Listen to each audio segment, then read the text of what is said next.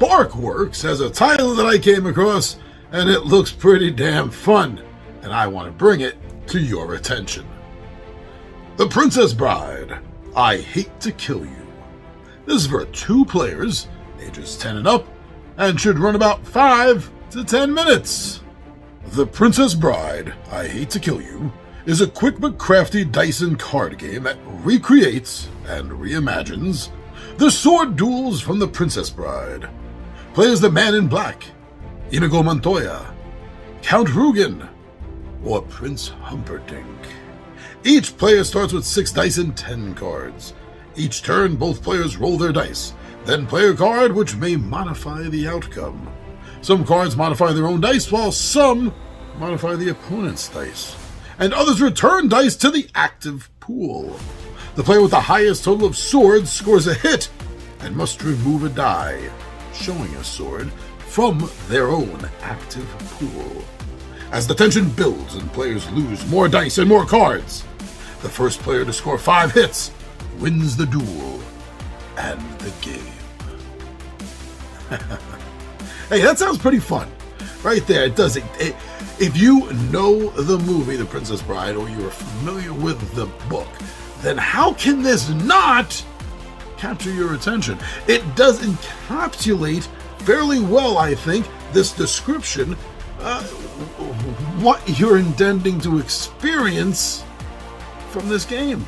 A segment of the movie, a part of the story that you yourself are now going to get a chance to reimagine.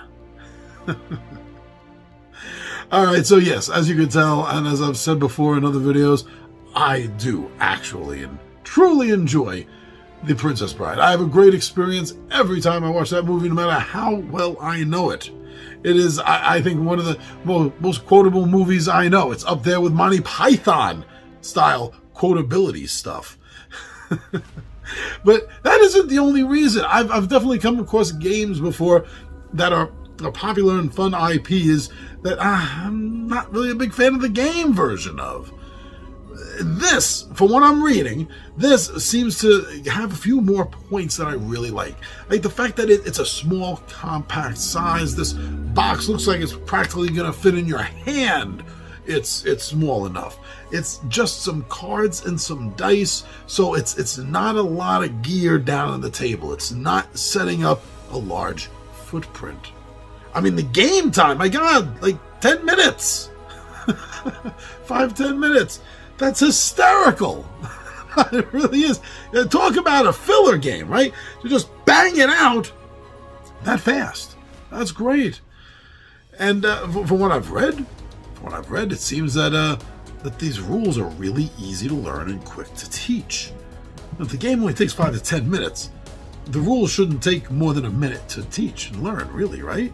You don't want a 5 or 10 minute game, the rules are going to take you 20 to 30 minutes to learn. That's pretty ridiculous.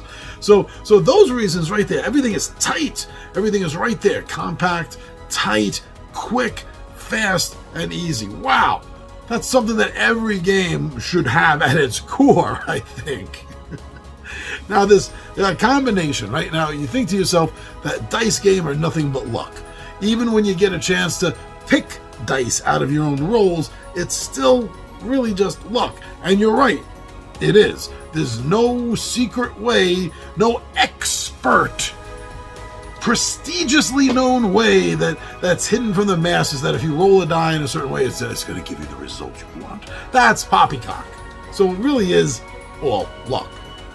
But now you add in the cards, that part of the aspect of this game, and now you have a chance to literally change those dice that you've rolled. So now you are entering in a sense of strategy to the game. And I really dig that because I love chucking dice, but I do want a little bit of control over the strategy of what I can do. So this seems to have a balance of that from what I'm reading, from what I see. I hope that's true because that's one of the things that's attracting me to this title. Now, looking at the cards that I'm seeing, I have to say that thematically, all the characters in this, their cards, their decks that they're using, each of them has their own deck, seems just perfect. just perfectly ripped from the movies. I can't imagine the deck of cards for this game being any more on point. It definitely is. So I think that what it comes down to with this game is, even if you're not a fan of The Princess Bride, it's a very interesting concept to have as a game, and I think that you should, if you have an opportunity to, you should at least try the game. Now, if you are a fan of The Princess Bride, then there's no if. You definitely need to get your hands on this game and try it, whether it's at a board game cafe, whether it's a friend's place, or if it's not a very expensive game. If you find it cheap enough and you just say, the hell with it, I'm going to take a gamble on this and just go buy it because enough people have said they enjoyed it. And it's a fast, quick little game, And this might be, this might be a good filler game before a bigger Princess Bride game, like the Adventure Book game or something like that. That could work out pretty good. But yeah, so it just comes down to who's your favorite character in the movie. Who's your favorite character? And who would you like to have seen that person battle? Right? And there you go. You have the Man in Black, Inigo Montoya, Count Rugen, Prince Humperdinck, and although the description didn't say, Fezzik is a playable option in the game. So pick one and have a friend pick another and just fight it out.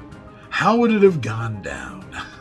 I'm really curious to see this game, to try this game, get my hands on this game. I wanted to bring it to your attention because I had only recently found out about it, and now you know about it. So please go inform yourself and get and get your own decision made.